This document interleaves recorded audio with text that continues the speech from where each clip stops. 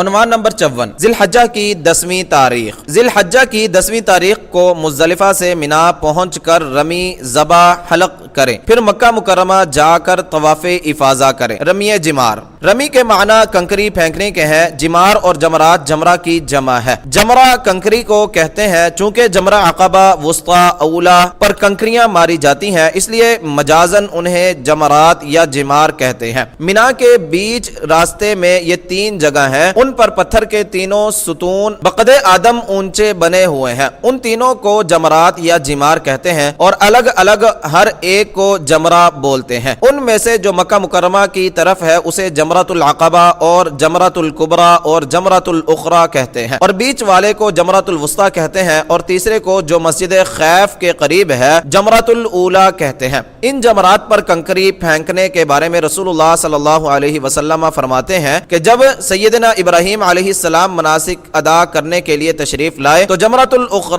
کے پاس شیطان نظر آیا۔ سیدنا ابراہیم علیہ السلام نے اس کو 7 کنکریاں ماری یہاں تک کہ وہ زمین میں دھنس گیا۔ آپ آگے چلے تو جمرۃ الوسطی کے پاس پھر شیطان نظر آیا، وہاں بھی آپ نے اسے 7 کنکریاں ماری یہاں تک کہ وہ زمین میں دھنس گیا۔ پھر آپ آگے بڑھے تو جمرۃ الاولی کے پاس شیطان نظر آیا تو آپ نے پھر اسے 7 کنکریاں ماری یہاں تک کہ وہ زمین میں دھنس گیا۔ سیدنا عبداللہ بن عباس رضی اللہ عنہما نے فرمایا، شیطان کو مارتے رہو اور اپنے باپ ابراہیم علیہ السلام کے دین پر چلتے رہو۔ حسن المستدرک للحاکم جلد نمبر 1 صفحہ نمبر 466، مسند احمد جلد نمبر 1 صفحہ نمبر 297، وسندہ صحیح۔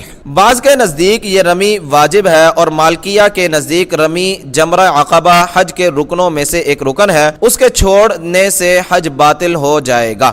نیل الاوطار جلد نمبر 5 صفحہ نمبر 144۔ 10ویں تاریخ کو صرف جمرہ اخری کی رمی ہوتی ہے اور جمرہ وسطی اور جمرہ اولی کی نہیں ہوتی۔ منا میں بقرہ عید کی نماز نہیں پڑھی جاتی ہے۔ جمرہ عقبہ کی رمی کرنا عید کی 2 رکعت نماز کے قائم مقام سمجھو۔ کنکری مارنے کا وقت 10 ذو الحجہ کو طلوع آفتاب کے بعد سے زوال آفتاب تک ہے، مجبوراً زوال کے بعد بھی جائز ہے۔ رسول اللہ صلی اللہ علیہ وسلم نے ضحیٰ کے وقت یہ کنکریاں ماری تھی۔ سیدنا جابر رضی اللہ عنہ فرماتے ہیں کہ رسول اللہ صلی اللہ علیہ وسلم نے 10ویں ذی الحجہ کو جمرہ عقبہ پر ضحیٰ کے وقت کنکریاں ماری تھیں، بعد کی تاریخوں میں زوال آفتاب کے بعد۔ صحیح بخاری کتاب الحج باب رمی الجمار قبل الحدیث 1746۔ صحیح مسلم کتاب الحج باب بیان وقت استحباب الرمی حدیث نمبر 1299۔ اور قریش کے لڑکوں سے فرمایا تھا، لا ترمو حتی تطلع الشمس، طلوع آفتاب کے بعد کنکریاں مارنا۔ اسنادہ ضعیف، سنن ابی داود کتاب المناسک